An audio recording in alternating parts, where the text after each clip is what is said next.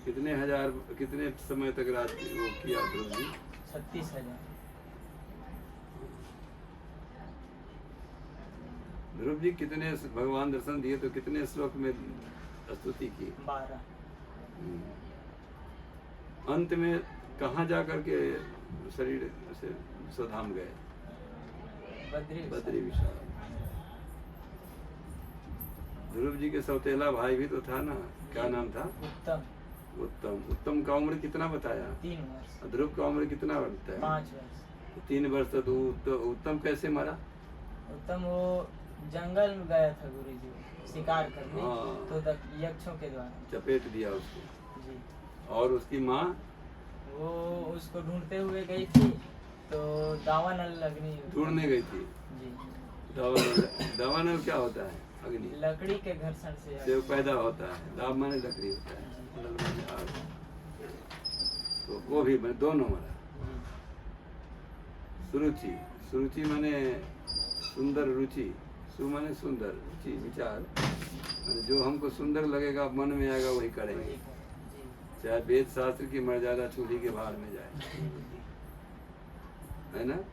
तो ऐसा विचार बुद्धि जिसको हो तो उससे उत्तम पैदा होता है।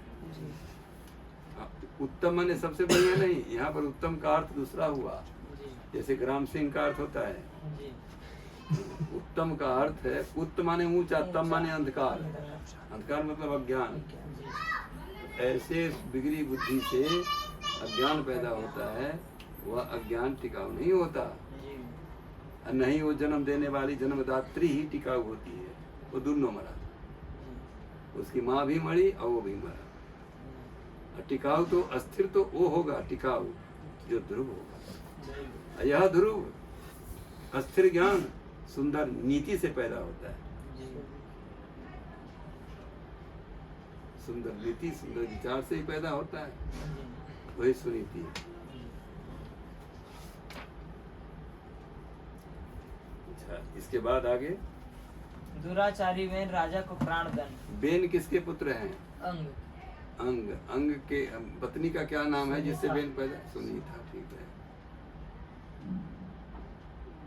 तो बेन से कौन पैदा हुए? बाहुओं से पृथु और अर्ची। हाँ, और गंगा से। सही, ठीक है। पृथु भगवान है, 24 अवतार में एक अवतार है। पृथु जी का अवतार क्यों हुआ, क्या करेंगे? पृथ्वी चंबल घाटी के तरह था, उसको समतल करेंगे और औषधि अन्नादि का दोहन। अन्नादि औषधियों को दोहन करेंगे। इनके अत्याचार से गौरव पृथ्वी ने अपने अंदर में सब अन्नादि औषधियों को छिपा दिया। ये करेंगे। संकादिक से उन्हें दर्शन होगा, आत्मज्ञान प्राप्त करेंगे। और कितने अश्वमेध यज्ञ करने के लिए सोचे थे? 100 अश्वमेध यज्ञ।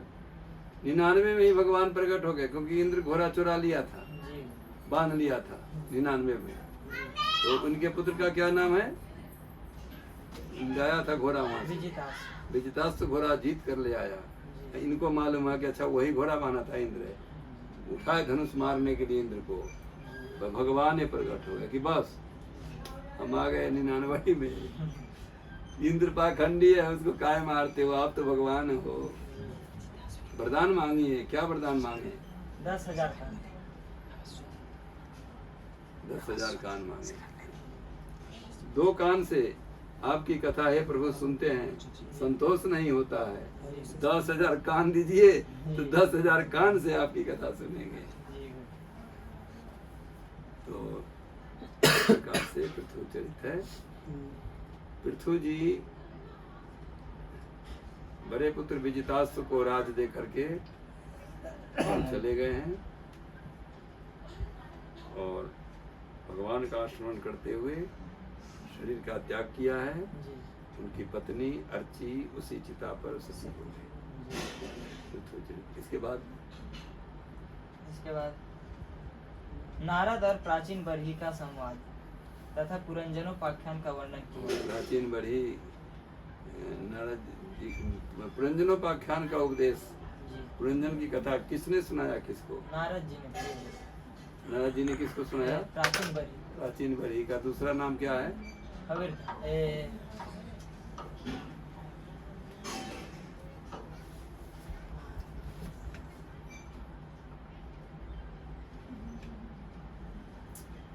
बरहिसद। बरहिसद। जी।